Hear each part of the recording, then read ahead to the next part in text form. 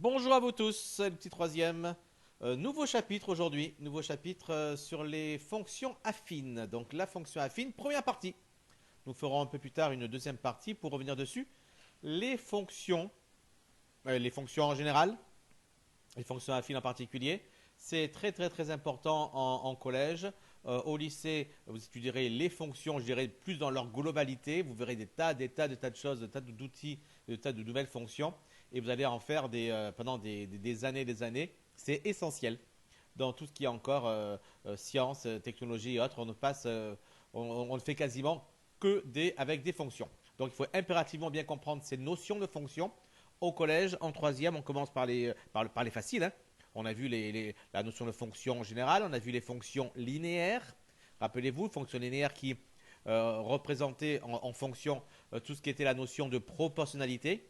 Et là, aujourd'hui, on va commencer à voir un petit peu ce que sont les fonctions affines.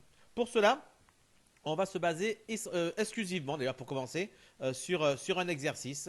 Un exercice qui en plus est un exercice assez classique, que vous pouvez très bien retrouver à une épreuve de brevet. Là, du coup, pour vous, il n'y en aura pas trop, mais peut-être une épreuve qu'on pourra faire en classe si on rentre avant qu'il soit trop tard. Et en tout cas, des épreuves que vous ferez l'année prochaine, ça c'est sûr. Alors, l'exercice est le suivant. On a donc trois tarifs pour entrer dans un stade de football. 8 euros l'entrée. À chaque fois que vous entrez, vous payez 8 euros. Ou alors vous avez droit, tarif 2, à un tarif réduit. Dans ce cas, vous ne payez que 4 euros à chaque entrée. Mais pour avoir ça, il fallait acheter une carte d'abord, une carte d'abonné, etc., une carte demi-tarif. Et elle coûte 40 euros. Et un tarif 3, c'est l'abonnement. Vous entrez autant de fois que vous voulez. C'est 92 euros. Vous allez une fois, 10 fois, 15 fois, 100 fois. C'est pareil. C'est toujours 92 euros au total. D'accord? Bien. Première question. On se demande de calculer pour chaque tarif la dépense pour 6 entrées, 11 entrées et 15 entrées. Alors pour cela, j'ai fait un tableau. Le tableau que j'ai fait en rouge ici. On voit donc euh, qu'il y a donc les tarifs. Les tarifs 1, tarif 2 et tarif 3. Donc tarif 1 ici, tarif 2 ici et tarif 3 là. D'accord? Et en colonne, j'ai mis ici ce qui se passe quand on achète 6 entrées, quand on va 6 fois dans le stade. Ici en colonne 11 entrées et ici en colonne 15 entrées. D'accord? Alors, et bien sûr, dans les cases au milieu, c'est l'intersection, c'est-à-dire c'est ici dans la salle où je mets une petite étoile, hein, cet astérisque. C'est combien je paye pour 6 entrées au tarif 1. Bien, regardons. Le tarif 1, c'est 8 entrées, 6 entrées à 8 euros l'entrée. Donc je vais évidemment faire 8 fois 6. D'accord? Ou 6 fois 8. Ça revient même. Donc 8 fois 6. 8 fois 6, ça fait 48. Donc je mets 48 ici. Allez, je continue avec toujours au tarif 1, mais à 11 entrées maintenant. Donc deuxième partie, à 11 entrées. Là, je dois faire, donc, puisque c'est 8 euros l'entrée et j'ai 11 entrées, là, je fais 8 fois 11 ou 11 fois 8, et ça me fait 88 euros. Ici, j'ai donc la troisième case ici, j'ai 15 entrées. 15 entrées, donc à 8 euros l'entrée, donc j'ai 15 fois 8 ou 8 fois 15. 15 fois 8, 8 fois 10, 80 et la moitié 40. Donc 120. 120 euros. D'accord? Donc une personne qui a choisi le tarif 1 paiera 48 euros pour le tarif pour 6 entrées, 88 euros pour 11 entrées et 120 euros pour 15 entrées. Que se passe-t-il maintenant si la personne choisit le tarif 2? On va changer de couleur. Pour le tarif 2, on va le faire en bleu. Alors, pour le tarif 2, c'est quoi ce tarif 2? C'est d'abord, il faut acheter la carte à 40 euros et après, on paye 4 euros à chaque fois. Donc, si j'entre 6 fois, je dois d'abord payer les 40 euros et après, à cela, il faut que je rajoute les 6 fois 4 euros. D'accord? Donc, ce qui fait combien? ça fait 40 plus 6 fois 4, 24. Ce qui va donc me faire 64 euros. Donc 64 euros avec le tarif 2 si j'y vais 6 fois. Si j'y vais 11 fois, 11 entrées, je dois quand même payer ma carte à 40 euros. Et après, je vais payer 11 fois les 4 euros de l'entrée. Ce qui me fait 40 euros plus 11 fois 4, 44. Ce qui va me faire 84 euros. Si par contre, j'y vais 15 fois, ça va me faire 40 de la carte que je dois toujours acheter, 40 euros, plus 15 fois les 4 euros de l'entrée, ce qui me fait 40, plus 15 fois 4, ça fait 30, 60. 60, ce qui va me faire 100 euros. Donc, pour 6 entrées, j'ai 64 euros. Pour 11 entrées, ça me fait 84 euros. Et pour 15 entrées, ça me fait 100 euros. D'accord? Allez, intéressons-nous maintenant au tarif 3 que je vais faire en orange. Alors là, c'est très simple. Le tarif, c'est toujours 92 euros. On paye un abonnement, une carte à 92 euros et après on rentre comme ça sans payer. Donc si j'y vais 6 fois, ça me coûte les 92 euros de ma carte d'abonnement. Si j'y vais 11 fois, ça me coûte les 92 euros de ma carte d'abonnement. Et si j'y vais 15 fois, ça me coûte les 92 euros de ma carte d'abonnement. D'accord? Alors finalement, dans chaque cas, quel est le tarif le plus intéressant? On voit que si je n'y vais que 6 fois, le tarif le plus intéressant, c'est le tarif 1, 48 euros. Je paye plus cher si je prends le tarif 2 ou le tarif 3. Si j'y vais 11 fois, là je vois que le tarif le plus intéressant, c'est 84 euros. Donc le tarif 2, acheter la carte à demi-tarif. Par contre, si j'y vais 15 fois, ce qui est le plus intéressant, c'est le 92 euros. C'est donc la carte d'abonnement totale, le tarif 3. Donc on voit que selon le nombre d'entrées, 6, 11 ou 15, ce n'est pas le même tarif qui est le plus intéressant. Donc en fait, les trois tarifs sont intéressants pour différentes personnes selon le nombre de fois où ils vont au stade. D'accord? C'est clair pour tout le monde? Surtout les calculs qui ont été faits en bleu? 40 plus 6 fois 4, etc. etc. Parfait. Maintenant, partons à la question de soit x, le nombre d'entrées. Parce que c'est bien beau ça. On a fait des essais pour 6, pour 11 et 15 entrées. Mais il se peut très bien qu'il y ait 14 entrées, 18 entrées, 2 entrées. Donc, et on ne sait pas. Mais quand on ne sait pas, rappelez-vous, on va utiliser une lettre. Et cette lettre sera souvent x. X qui est la lettre de l'inconnu. Et comme c'est des choses qu'on ne connaît pas, on va l'appeler x. D'accord? Alors, exprimer en fonction de x la dépense pour la saison pour chaque tarif. Bien, regardez. On va reprendre le noir pour le tarif 1. Que se passe-t-il dans le tarif 1? Si j'ai x entrées. Chacune de ces entrées va me coûter 8 euros. Je vais donc devoir dépenser x fois 8. Je vais donc devoir dépenser x fois 8. Si x vaut 1, une entrée, je vais payer une fois les 8 euros. Si x vaut 14, je vais devoir payer 14 fois les 8 euros. Donc c'est bien x fois les 8 euros. X fois 8. D'accord? Et x fois 8, ça se note évidemment 8x. D'accord? Et donc ça veut dire que, qu'est-ce que j'ai en gros? En gros, j'ai une boîte ici dans laquelle je peux entrer le nombre d'entrées, x, et dans lequel il me sort combien ça me coûte. 8x. Et qu'est-ce que c'est ça? C'est exactement une fonction que je vais appeler f. Alors, quelle est cette fonction? Cette fonction, c'est la fonction f qui a x associe, rappelez-vous.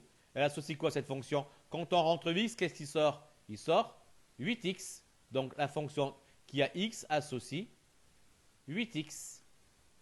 D'accord? Qu'on note également, on peut également la noter, f de x, n'oubliez pas la notation, f de x, le 2 c'est les parenthèses, f de x égale 8x. D'accord? Donc le tarif 1 est représenté par, où est-ce que je peux écrire par? On va écrire en dessous. Par f, la fonction qui est x associe 8x, ou alors f de x égale 8x. D'accord? Voilà, donc ce qui va représenter le tarif 1 sera la fonction f que je viens d'écrire ici. D'accord? Allez, continuons. Et donc j'ai fait le tarif 1, ben faisons le tarif 2 maintenant. Le tarif 2, qu'est-ce que c'est? C'est je paye 40 € ma carte, et à ça je rajoute quoi? Je rajoute 4 € à chaque fois que j'entre. Donc si j'entre 2 fois, je vais devoir rajouter 2 fois 4 €. Si j'entre 10 fois, je vais devoir rajouter 10 fois 4 €. Si j'entre 50 fois, je dois rajouter 50 fois 4 €. Ben, si j'entre X fois, il va falloir que je rajoute X fois 4 €.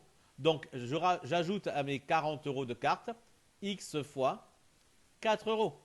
Ce qui, bien sûr, va devenir 40 plus 4X, voire même, s'écrira plutôt 4X plus 40. Rappelez-vous quand on a fait les calculs, tout ce qui était les développements et compagnie, on disait qu'on ordonnait par la suite et on aimait bien mettre d'abord les x et après les nombres qui étaient sans x. Donc 40 plus, 4x plus 40. D'accord? Eh bien ça c'est pareil. C'est quoi ça? C'est j'ai une boîte dans laquelle lorsque j'entre x le nombre d'entrées, il me sort ce que ça me coûte. Et ça me coûte combien? Ça me coûte 4x plus 40. D'accord? Cette fonction, je ne peux pas l'appeler f, évidemment, puisque f, je l'ai déjà utilisé pour le tarif 1. Je vais donc l'appeler, qu'est-ce qu'il y a après f dans l'alphabet? Il y a g. Donc je vais l'appeler g. Je pourrais l'appeler comme je veux, hein. Je peux l'appeler comme j'ai envie. Mais souvent, c'est comme ça qu'on fera. La première fonction sera appelée f, la deuxième sera appelée g, et on continuera par l'alphabet. On voit donc ici que le tarif 2 est représenté par la fonction g qui a x associe quoi? 4x plus 40. D'accord? 4x plus 40. Ce qu'on écrit également souvent, g de x égale 4x plus 40. D'accord? Facile, hein? On a donc une autre fonction. Passons au tarif 3. Là, qu'est-ce qui se passe? Quoi que j'entre, dans la même boîte ici, dans la même boîte, quoi que j'entre dans la boîte, quel que soit le nombre d'entrées que je vais acheter, il va me sortir donc ce que je vais payer. Et qu'est-ce que je paye? Je paye toujours 92. Ça veut dire que ma fonction, c'est une fonction ça aussi, elle va toujours donner 92. Quoi que j'entre à l'entrée justement, quoi que je mette à l'entrée, il va me sortir 92. Ça aussi c'est une fonction. Je vais l'appeler h. Et je vais donc avoir que le tarif 3 est représenté par h, la fonction qui est x associe quoi? Qu'est-ce qui sort quand j'entre x? Il sort toujours 92. D'accord? Si j'entre 1, il sort 92. Si j'entre 50, il sort 92. Si j'entre 300 milliards 412 millions 712 304, il me sort 92. D'accord? C'est une fonction ça aussi. h, donc le tarif 3 est représenté par la fonction h, je vais mettre comme ça en cursif. h, la fonction qui a x associe 92. On peut également noter h de x égale 92. Et bien là, avec ces trois tarifs, on vient de voir, on voit trois styles deux fonctions. On a bien sûr reconnu ici une fonction linéaire. Ça, je pense que tout le monde l'a reconnu. Et si vous ne l'avez pas reconnu, ben, retournez bosser un peu le chapitre sur les fonctions et fonctions linéaires. C'est important. Fonction linéaire, vous avez vu donc une fonction f de x associe donc quelque chose de la forme ax. F de x égale ax. Ici, le a, c'est 8. D'accord? On a également, dans le tarif 2, eh bien, ce qu'on appelle une fonction qu'on va beaucoup étudier dans ce chapitre et dans la partie 2, fonction affine. Alors, qu'est-ce que c'est qu'une fonction affine? Ben, ça ressemble pas mal à une fonction linéaire. C'est pareil, vous avez vu, il y a un nombre, ici 4, multiplié par x. Tout comme ici, on avait un nombre, 8, multiplié par x. Mais dans la fonction affine, en plus, eh bien, il y a ce plus 40, ce plus quelque chose. Et c'est ce plus quelque chose qui fait qu'on n'est plus en fonction linéaire, mais en fonction affine. Et on verra que ça change pas mal de choses d'ailleurs. Hein. Donc, la fonction linéaire, c'est f de x égale ax. D'accord? A multiplié par x, un nombre multiplié par x. Et ici, c'est pareil, c'est ax, un nombre multiplié par x, mais auquel on ajoute un autre nombre. On dira que c'est ax plus b. Mais ça, on verra, on écrira tout à l'heure en détail. D'accord? Et enfin, il y a la troisième ici, la troisième fonction. Elles sont simples, ces fonctions-là. Parce qu'on peut entrer n'importe quoi, il sort toujours la même chose. Eh bien, c'est ce qu'on appelle une fonction constante.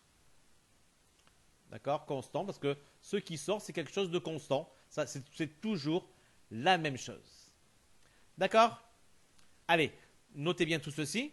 Et après, on va mettre ça en forme dans les définitions de ce qu'on appelle fonction linéaire, parce qu'on le sait déjà, fonction affine et fonction constante. Voilà donc les définitions. La fonction affine, vous voyez, la fonction affine, c'est une fonction qui a x associé, j'ai écrit ici par erreur, qui a x associé, même double erreur, hop là, qui a x associé à x plus b. Vous voyez, on le voit ici, on l'avait fait en bleu, vous avez fait en bleu, pour la fonction affine, x, la fonction qui a x associé, enfin f, on l'avait appelé g ici, ça pourrait être n'importe quel nom, la fonction qui a x associé à x plus b.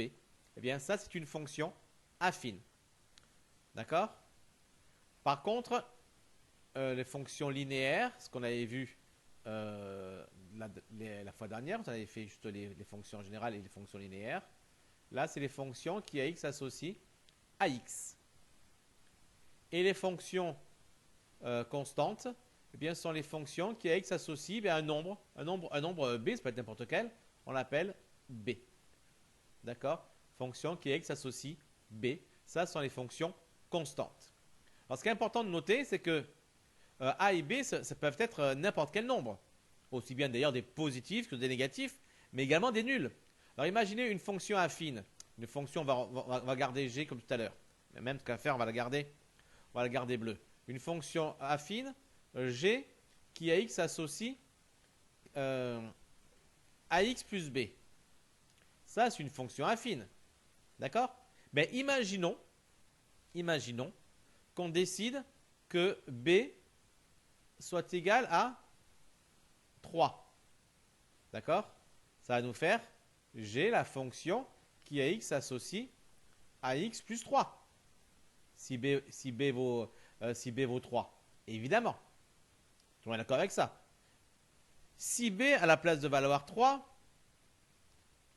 il vaut, vous voulez quoi? Allez, moins 4. Ben dans ces conditions, la fonction g, la fonction affine g, va devenir ax plus moins 4, c'est-à-dire, ce sera la fonction qui est ax associée x à ax moins 4, puisque plus moins 4, ça fait moins 4. Donc vous voyez, finalement, même s'il y a un moins, c'est pas grave, ça reste aussi des fonctions affines. D'accord? Mais plus intéressant, plus intéressant, dans ce que je vais vous montrer aujourd'hui, c'est la chose suivante. c'est si b égale 0. Si b égale 0, bien du coup, g, ça devient la fonction qui est x associée ax plus 0. Et ax plus 0, ça fait évidemment ax. Et là, qu'est-ce qu'on voit du coup? Automatiquement, on voit apparaître une fonction linéaire. D'accord? On va apparaître une fonction linéaire. Donc voilà, d'où la première propriété qui est ici. Une fonction linéaire est une fonction affine où b égale 0. D'accord? C'est pas n'importe quoi. En fait, une fonction linéaire, c'est un cas particulier d'une fonction affine. Il y a les fonctions affines, sont des fonctions déjà pas mal intéressantes. Eh bien, si on prend dans toutes ces fonctions affines celles qui ont le b égale à 0, eh bien, ça fait l'ensemble des fonctions linéaires. Donc, une fonction linéaire est une fonction affine. Tout ce qu'on va dire sur les fonctions affines, ben forcément, ça marchera aussi pour les fonctions linéaires. D'accord? Maintenant, on efface tout ça. Il y a beaucoup à effacer. Beaucoup. Imaginons que ce ne soit pas A, B qui soit égal à 0, mais imaginons que ce soit A qui soit égal à 0. Dans ces conditions, que va devenir la fonction? G va devenir la fonction qui est x associe 0 fois x plus b. Mais évidemment, 0 fois x, ça fait 0. Donc 0 plus b. Et 0 plus b, évidemment, ça fait b. Et qu'est-ce qu'on voit apparaître ici? On voit apparaître une fonction constante. D'où la deuxième propriété ici, qui dit qu'une fonction constante est une fonction affine dans laquelle on a un cas particulier, a est égal à 0. A peut être égal à n'importe quoi. Ça peut être 8, ça peut être moins 14, ça peut être 6,2, ça peut être même 17 sur 4. Ça peut être des fractions aussi, il n'y a pas de problème. D'accord? Tout ça, c'est des fonctions affines. Mais si A est égal à 0, eh bien, il est toujours une fonction affine, évidemment, mais c'est un cas particulier qui s'appelle la fonction constante. Quoi qu'on entre dans la fonction, il sortira toujours la même chose, il sortira toujours B. Voilà. Alors, ce qui est important à bien comprendre et bien retenir aujourd'hui, c'est d'abord ce qu'est une fonction affine. Donc, une fonction de la forme ax plus b. D'accord? Alors, c'est 3x plus 2, c'est 7x moins 8, c'est moins 2x plus 3, tout ça, c'est fonction affine. D'accord? Et qu'il y a deux cas particuliers intéressants. C'est le cas où b est égal à 0, on retombe sur les fonctions linéaires qu'on a déjà étudiées. Et le cas où a est égal à 0, eh bien là, on tombe sur les cas d'une fonction constante qu'on n'a pas encore étudiée, qu'on étudiera un petit peu au fur et à mesure de ce chapitre. Ben voilà, on va s'arrêter là pour aujourd'hui. Sauf erreur, pour vous êtes vendredi, donc c'est les vacances. Reposez-vous bien et revenez en pleine forme dans 2 semaines. On continuera ça, tout simplement. On continuera l'étude des fonctions affines, linéaires et constantes. Et ben, on continuera après tout ce qu'il y a à faire pour finir l'année et que vous soyez fin prêts pour l'année prochaine. Allez les enfants, bonnes vacances, portez-vous bien, à très vite. Ciao.